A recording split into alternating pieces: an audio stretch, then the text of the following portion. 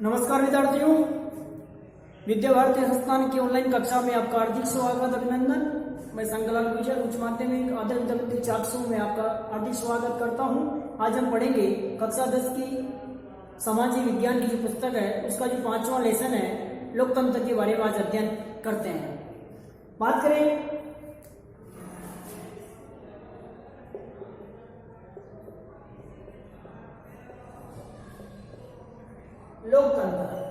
लोकतंत्र किसे कहते हैं? लोकतंत्र क्या है? तो लोकतंत्र अंग्रेजी शब्द है। लोकतंत्र की बात करें तो लोकतंत्र अंग्रेजी शब्द है।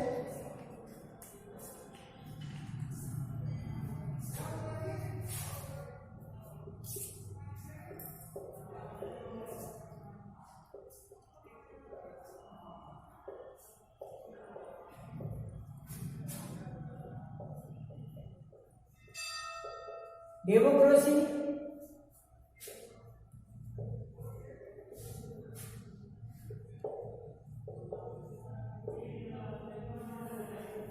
लोकतंत्र अंग्रेजी शब्द डेमोक्रेसी से बना है।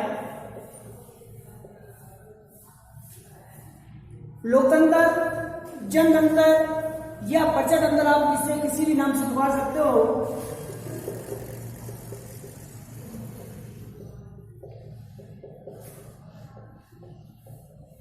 जनतंत्र, प्रजातंत्र, अन्य इन नामों से भी आप इसे पुकार सकते हो। अंग्रेजी शब्द जो डेमोक्रेसी है उससे बना है, लेकिन जो डेमोक्रेसी है ये ग्रीक भाषा से भी बना है। डेमोक्रेसी जो शब्द बना है ग्रीक भाषा का है। लोकतंत्र अंग्रेजी शब्द का है, लेकिन इस ग्रीक भाषा में स्थित होने वजह से इसको भी दो भागों में बांटा जाता है। शब्द को भी इसके अलग अलग अर्थ है। तो डेमो का जो अर्थ है जनता है, भीड़ है, जनता और भीड़, और जो क्रेटिया है, क्रेटिया का जो अर्थ है वो शक्ति है। तो दोनों को मिलाया जाता है तो क्या बनता है? जनता की शक्ति। तो लोकतंत्र क्या है? लोकतंत्र जनता की शक्ति है, क्योंकि लोकतंत्र में जनता ही क्या होती है? सर्वोपरि मानी गई है। क्योंकि लोकतंत्र में जनता के जो विचार, जो व्यवहार, जो नैतिक, आध्यात्मिक, राजनीतिक, सामाजिक, सारे के सारे इसमें लोकतंत्र में सम्मिलित किए जाते हैं। इस प्रकार से इस लोकतंत्र का अभिप्राय जो होता है वो होता है कि जनता की शक्ति पर आधारित जो शासन तंत्र होता है वो क्या कहलाता है? लोकतंत्र कहलाता है।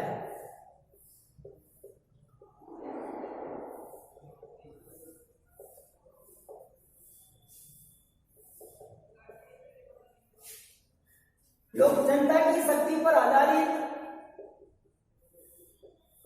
शासन तंत्र ही लोकतंत्र कहलाता है। डेमोक्रेसी का शब्द है लोकतंत्र, और डेमोक्रेसी भी ग्रीक भाषा का है, और इसका डेमोक्रेसी का दो अर्थ निकाला जाता है। डेमो का जनता और क्रेसी का शक्ति, दोनों को जब मिलाया जाता है तो जनता की शक्ति बनती है। और फिर जनता की शक्ति पर आधारित जो शासन चलाया जाता है वो क्या कहलाता है? लोकतंत्र कहलाता है। अब बात करें कि लोकतंत्र के जो अलग अलग विद्वानों द्वारा परिभाषाएं दी गई है उनमें बात करते हैं पहले कि लोकतंत्र क्या है।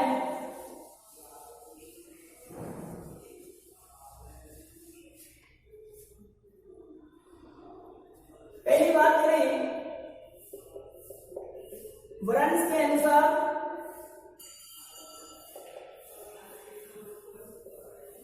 ये कहते हैं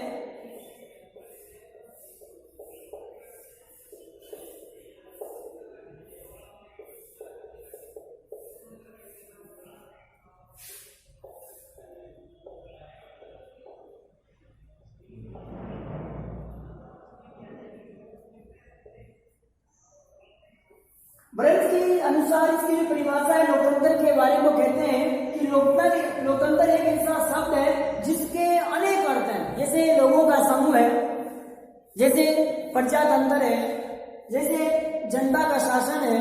तो ये लोकतंत्र के अनेक रूपों के बारे में इसने इस बारे में बताया है। दूसरी भी जो परिभाषा है,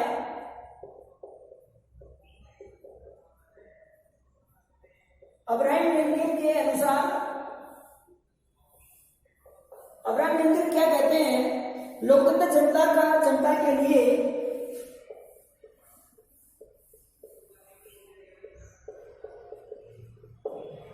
लोकतंत्र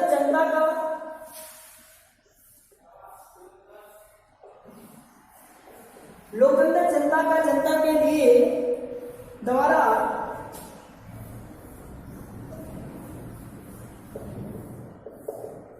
जनता का शासन है। तो अलग अलग विद्वानों द्वारा लोकतंत्र की अलग अलग परिभाषाएं दी गई है। अब्राहम लिंकन कहते हैं कि लोकतंत्र जनता के लिए, जनता के द्वारा शासन एक तंत्र है, एक समूह है, जो एक विधि लेने की एक प्रक्रिया है, जो सामूहिक तरीके से इसमें कार्य करते हैं। एक विशेष व्यक्ति लोकतंत्र में सर्वोपरि नहीं है, या लोकतंत्र में जनता को सर्वश्रेष्ठ माना गया है, सर्वोपरि माना गया है। अब बात करते हैं लोकतंत्र के सिद्धांतों की। लोकतंत्र के जो रूप है, लोकतंत्र के जो विभिन्न रूप है,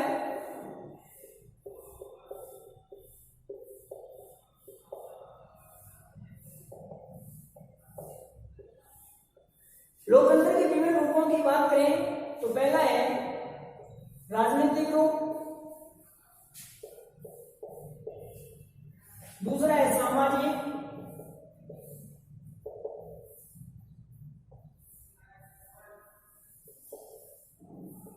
आर्थिक और नैतिक। इन चार रूपों में लोकतंत्र के जो विभिन्न रूपों माना गया है, उनमें हम बात करें राजनीति के दो उपभेद है। राजनीति के जो राजनीतिक रूप है लोकतंत्र का, उसके दो रूप हैं। पहली बात करेंगे प्रत्यक्ष लोकतंत्र और अप्रत्यक्ष लोकतंत्र।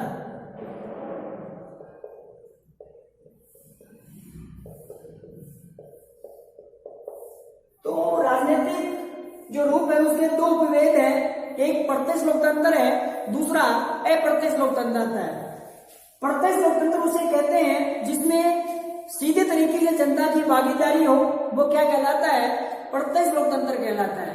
जैसे हम बात करें, जब भी कोई चुनाव होता है तो जनता स्पष्ट रूप से उसमें भाग लेती है, प्रत्यक्ष रूप से भाग लेती है, वोट मतदान के माध्यम से। वो क्या कहलाता है, प्रत्यक्ष लोकतंत्र कहलाता है।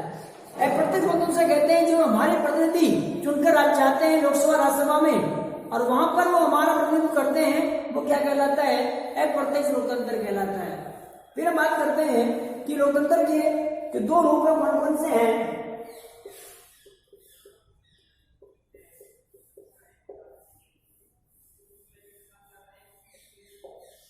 लोकतंत्र के दो रूपों में, जैसे संसदीय लोकतंत्र,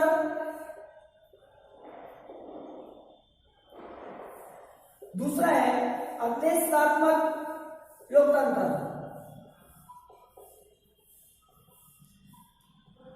संसदीय लोकतंत्र और दूसरा है अध्यक्षात्मक लोकतंत्र। ये दो रूप इसके और लोकतंत्र के माने गए हैं। अब बात करेंगे लोकतंत्र के जो विभिन्न सिद्धांत हैं।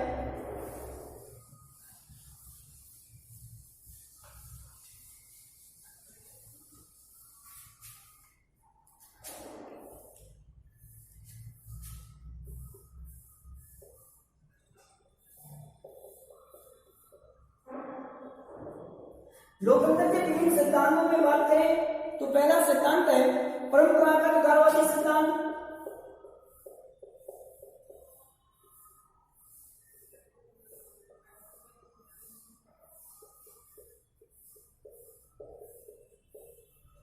दूसरा है बहुलवादी सिद्धांत।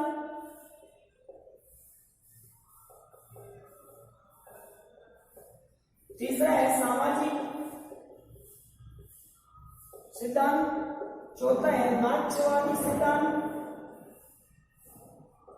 अगला है विशिष्ट जन्य सिद्धांत,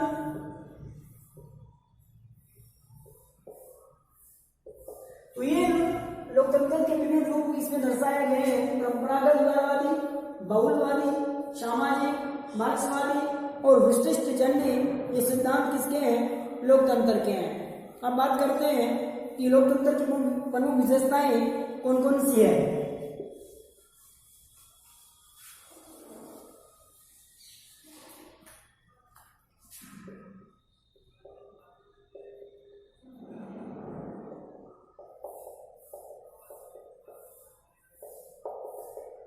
लोकतंत्र की विशेषताएं क्वेश्चन बनता है 4 नंबर का कि लोकतंत्र की प्रमुख विशेषताओं का उल्लेख कीजिए, विस्तार से बताइए लोकतंत्र की विशेषताएं कौन कौन सी है। तो पहले बात करें कि लोकतंत्र की विशेषता है, पहली विशेषता मानी गई है लोकतंत्र की वो है जनता का शासन।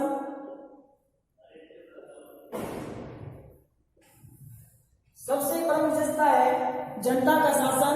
दूसरी है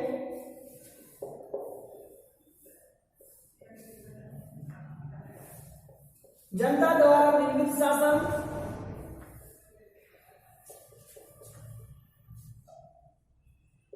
तीसरी जो परिभाषा है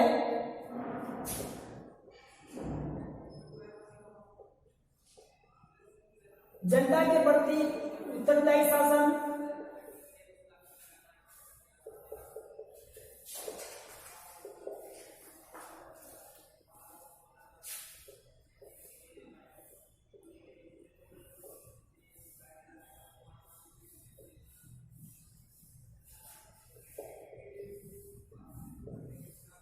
लोकतंत्र विकासशील साधन है।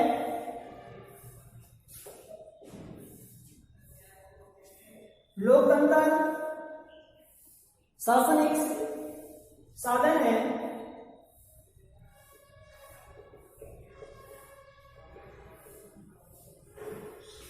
तो ये जनता, ये लोकतंत्र की प्रमुख विशेषताएं आपके सामने मैंने बताई है। क्वेश्चन बनता है कि लोकतंत्र की प्रमुख विशेषताओं का वर्णन कीजिए। तो पहली विशेषता है जनता का शासन, क्योंकि लोकतंत्र में जनता क्या है? सर्वोपरि है। जनता क्या करती है? शासन का निर्माण करती है। जनता द्वारा निर्मित, कि जनता अपने मतदान के माध्यम से सरकारों का चुनाव करती है। फिर बात करें जनता के प्रति उत्तरदायी, जब जनता अपने मतदान के माध्यम से सरकार चुनती है तो जो चुनकर जाते हैं वो हमारे प्रति उनका व्यवहार कैसा है, उनका जो कार्य करने का जो तरीका है वो लोगों के हित में होना चाहिए। तो ये उत्तरदायी शासन होता है। फिर एक लोकतंत्र विकासशील साधन है कि लोकतंत्र एक ऐसा साधन है जिसमें गरीब से गरीब का व्यक्ति का भी विकास होता है। गरीब का, जो बिल्कुल गरीब है उसका भी विकास होगा, जो अमीर है उसका भी विकास होगा। तो सभी पक्षों का उसमें विकास किया जाता है, इसलिए इसको विकासशील साधन माना गया है। फिर बात करते हैं लोकतंत्र शासन एक साधन है। लोकतंत्र एक समूह है। लोकतंत्र एक साधन की तरह से उसको देखा गया है, जो साधन हमेशा अपनी गति को आगे धीरे आगे बढ़ाता है, अपनी मंजिल तक पहुंचाता है। वैसे ही लोकतंत्र लोगों के कार्यों को आगे विकास की ओर लेके जाता है। तो ये हमारी प्रमुख विशेषताएं हमने इसमें पढ़ी। लोकतंत्र किसे कहते हैं? लोकतंत्र किस भाषा का समूह है? लोकतंत्र का जो 2 विद्वान थे महत्वपूर्ण, उन्होंने अपनी परिभाषाएं दी लोकतंत्र के बारे में। तो आज हम लोकतंत्र को यही समाप्त करते हैं और आगे वाले वीडियो में हम पढ़ेंगे कि लोकतंत्र हमारे लिए क्यों आवश्यक है, लोकतंत्र के गुण और दोषों के बारे में अगले वीडियो में अध्ययन करेंगे। नमस्कार।